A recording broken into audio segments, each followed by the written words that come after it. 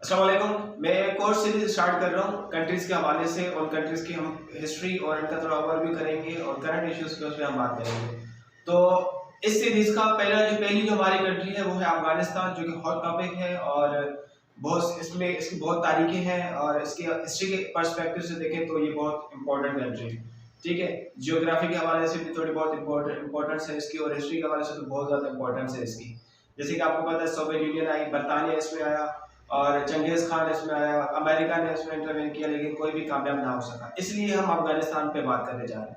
तो अफगानिस्तान, अगर हम ट्रम्प की बात करें तो अफगानिस्तान के ट्रम्प के मतलब है लैंड ऑफ अफगानिस्तान, अफगानियों की जमीन। ठीक है, इसमें ये इसका जो ऑफिशियल नाम है इस्लामिक रिपब्लिक ऑफ अफगानिस्तान है, क्योंकि इस्लामिक कंट्री है, मुस्लिम पॉपुलेशन है वहाँ पर। तकरीबन 99% मुस्लिम अफगानी है वहाँ पर। और ये लैंडलॉक कंट्री है। लैंडलॉक कंट्री का मतलब है इसमें सिर्फ और सिर्फ ज़मीनी रास्ते और हवाई रास्ता है, लेकिन उसमें समुद्री या सी का रास्ता इसमें नहीं है। और ये हमारा नेबर कंट्री है और हमारे कल्चर और हमारी जो हिस्ट्री है थोड़ी सिमिलर है, पाकिस्तान से मिलती जुलती है। 99% पॉपुलेशन अफगानिस्तानी। अब एक इस्लाम ने बहुत ज़्यादा मेजर रोल प्ले किया है अफगानिस्तान में। और इवन के बहुत से वॉरियर्स, बहुत से जो एम्पायर्स इन्होंने कोशिश की इस्लाम की सिविलाइजेशन को ख़त्म करने की, लेकिन वो कामयाब ना हो सके। चंगेज़ खान आया, चंगेज़ खान ने बहुत कोशिश की कि यहाँ से इस्लामिक सिविलाइजेशन को ख़त्म कर दिया जाए, लेकिन आखिर में उसके जो दो वारिस होते हैं वो भी मुसलमान बन जाते हैं इस तरह से। ठीक है, अच्छा, इसकी जो मतलब 2 जनरेशन इसकी बन जाती है। अफगानिस्तान के जो अगर लोगों की बात करें तो वो टाल होते हैं, वेल बिल्ट होते हैं और उनका जो कलर होता है वो फेयर कलर होता है नेचुरली। ठीक है, और बड़े अच्छे जंगजू होते हैं, अच्छे वॉरियर्स हैं। इसके अलावा अगर हम नेशंस की बात करें तो इसमें डिफरेंट नेशंस रहती हैं, बहुत सी कौमें, मतलब अफगानिस्तान पूरा डिवाइडेड है, डिफरेंट कौमें यहाँ पर रहती है। 42% पश्तून और 27 ताजिक रहते हैं, 27% ताजिक रहते हैं, 9% हज़ारा वाले रहते हैं, हज़ारा, और 9% उज़्बेक लोग रहते हैं, 4% अहमक रहते हैं, 3 तुर्कमैन रहते हैं, और इसके हिसाब से 3% बलोच रहते हैं, और बाकी 4% दूसरी कौमें यहाँ पर रहती हैं। तो ये था थोड़ा इंट्रो अफगानिस्तान के हवाले से। अच्छा, अफगानिस्तान की प्री इस्लामिक पीरियड को हम बात करते हैं। प्री इस्लामिक पीरियड का मतलब है इस्लाम से पहले वाला पीरियड, इस्लाम से पहले वाले वक्त की बात करते हैं।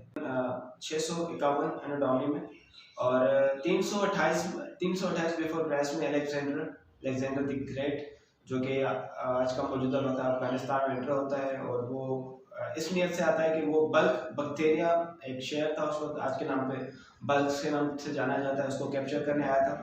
इससे पहले इस बल्क पे सैथियंस, जो कि एंशियंट ईरानी पीपल थे, व्हाइट हंट्स तिब्बतन लोग, और गोगतुक्स जो कि पावरफुल ओल्ड पीपल थे टर्की के, उन्होंने इस बल्क पे इन्वेजन की थी। उसके बाद अरब्स आते हैं, अफगानिस्तान के कुछ हिस्सों पे कब्जा करते हैं, उनको कैप्चर करते हैं।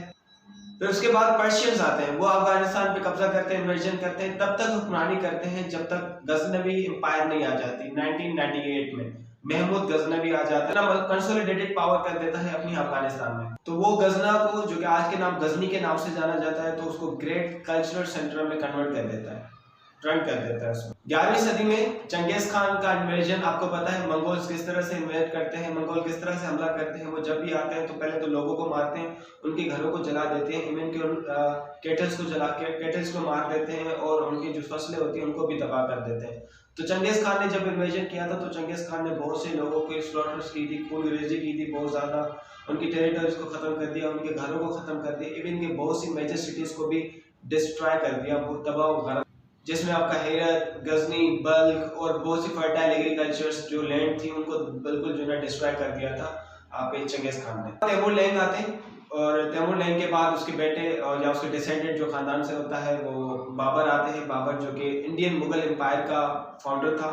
तो उसने क्या किया, जो काबुल है, काबुल को अफगान टेरिटरी का कैपिटल बना देता है। तो ये पूरी हिस्ट्री जो कि अफगानिस्तान से पहले, इस्लाम से पहले